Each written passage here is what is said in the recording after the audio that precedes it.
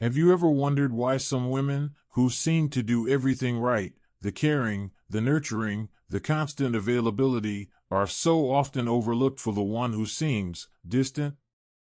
The woman who is a universe unto herself, who doesn't bend to his moods or center her world around his validation. You watch this dynamic play out, a confusing, painful spectacle. The woman who offers her all is left with nothing, while the woman who holds something back, who guards her own essence, becomes an object of magnetic obsession. This isn't a cruel trick of fate, it is a deep, primal law of the human psyche, a secret language spoken between the masculine unconscious and the feminine spirit. We are told that to be loved, we must be pliable, agreeable, and endlessly giving. But the soul knows a different truth. The masculine spirit, in its quest for growth and meaning, is not secretly yearning for a servant, but for a sovereign. He is not addicted to compliance. He is addicted to the woman who commands her own emotional kingdom, the one whose peace is not contingent on his presence. This woman is emotionally sovereign, and her very existence challenges the unindividuated man to either become a king or remain a boy. And the pull toward that challenge, that sacred mirror she holds up to his own potential, is the most powerful addiction of all. The untrained masculine psyche operates on projection. He carries within him an unconscious feminine image, what Carl Jung called the anima. This is not a fully formed woman, it is a collage of archetypal needs, childhood impressions, cultural fantasies, and unrealized aspects of his own soul. When he meets a woman who lives only to please him, she becomes a perfect, blank canvas for this projection. She erases her own colors, her own textures, so that he may paint his anima upon her. In the beginning, this feels like perfect harmony. He sees his ideal reflected back at him, and she feels validated by his apparent adoration. But it is a love for a ghost.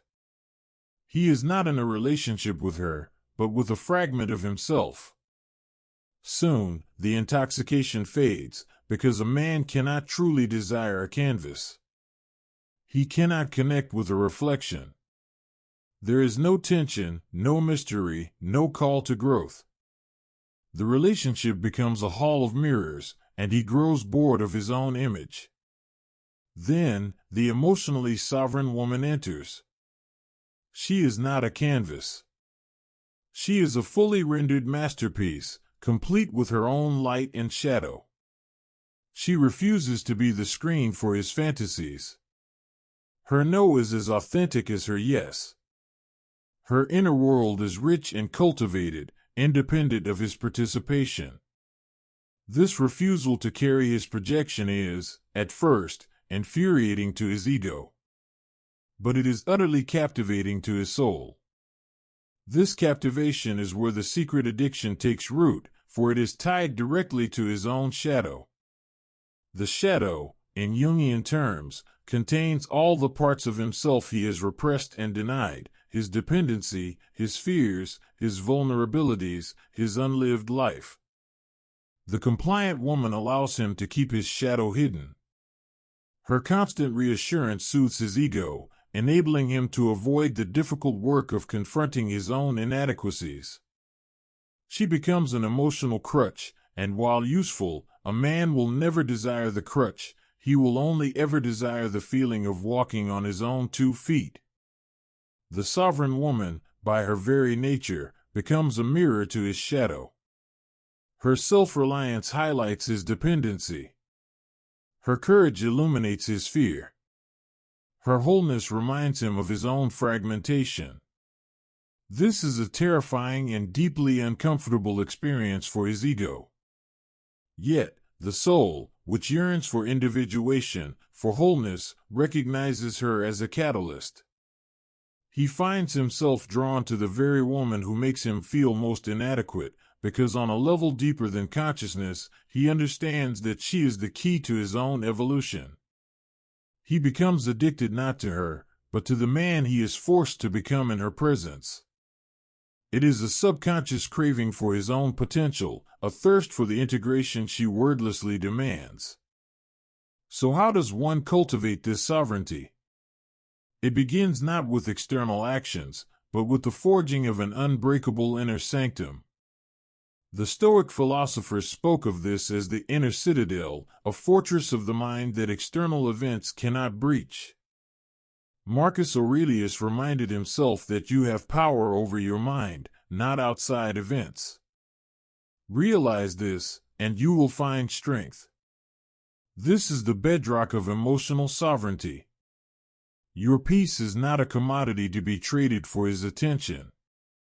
Your worth is not a variable to be determined by his approval. It is an absolute, an a priori truth that exists before he ever entered the picture and will exist long after he is gone. Do you see the shift? The woman operating from a place of lack believes her value is granted by him. She anxiously monitors his moods, his texts, his tone, because each is a referendum on her very being. But the sovereign woman understands that his behavior is data about him, his fears, his patterns, his level of consciousness. It is not, and never can be, a statement about her intrinsic worth. She observes it, she acknowledges it, but she does not absorb it into her own self-concept. Her inner citadel stands, unmoved by the weather of his affections. Imagine this scenario: a man pulls away. He becomes distant, his communication sparse. The woman operating from an attachment wound immediately enters a state of panic. Her nervous system floods with cortisol. An internal voice screams, "What did I do wrong? How can I fix this?" This is the trauma response, the desperate scramble to close the perceived distance to feel safe again. She might send a barrage of texts, demand reassurance, or strategize how to win back his affection. This frantic energy is deeply repellent to the masculine core. It signals dependency and a terrifying lack of self-regulation. Now, consider the sovereign woman's response. When he pulls away, she notices the space. But instead of panicking, she returns to her own center. She does not chase. She does not demand. She understands that the space he creates is his to manage. Her world does not collapse because one of its inhabitants has stepped away. She continues to cultivate her garden, read her books, pursue her purpose. She trusts that what is meant for her will not require her to abandon herself. This calm, this unwavering self-possession, creates a powerful vacuum. He feels her absence not as a needy void, but as the sudden loss of a grounding, stabilizing force. He is left alone with his own chaos, and he finds himself inexplicably drawn back to her quiet, ordered world. This ordered world is the domain of the queen archetype. The queen rules her kingdom not through tyrannical control or anxious pleading, but through the calm certainty of her own authority. Her kingdom is the landscape of her own soul. She understands that her primary responsibility is to the well-being of this inner realm. She establishes powerful energetic boundaries, not as walls to keep others out, but as the clear demarcation of her own sacred space. She does not allow the emotional storms of others to become her own weather. If he is angry, she can witness his anger without becoming its victim. If he is withdrawn, she can grant him his solitude without interpreting it as her rejection. This is not coldness, it is clarity. She is the steward of her own energy, and she will not squander it trying to manage the inner state of another grown adult. A man, who often lives in a state of internal chaos, feels this energetic integrity as a profound source of safety. He knows, unconsciously, that she will not drown with him. She is a harbor, a lighthouse in the storm of his own projected anxieties and unhealed wounds. He can bring his chaos to her shores, but he knows it cannot capsize her. This stability is the ultimate aphrodisiac for the masculine soul seeking its own anchor. The journey toward sovereignty is, in essence, the Jungian process of individuation. It is the sacred duty of becoming whole. For a woman, this involves integrating her inner masculine, her animus. This is her capacity for logic, for reason, for action, for protecting her own boundaries. When a woman is unindividuated, she projects her animus onto a man, expecting him to be her source of structure, direction, and security. She outsources her own inner authority. But the sovereign woman has done the work to reclaim these qualities for herself. She is her own rock. She is her own protector. She parents her own inner child. This internal integration creates a woman who is not a half seeking its other half, but a whole seeking another whole. When a man encounters this kind of wholeness, it speaks directly to his own deepest longing.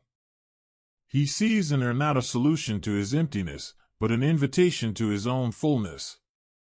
She becomes the living embodiment of the hieros gamos, the sacred intermarriage of masculine and feminine. The addiction he feels is the allure of this sacred union.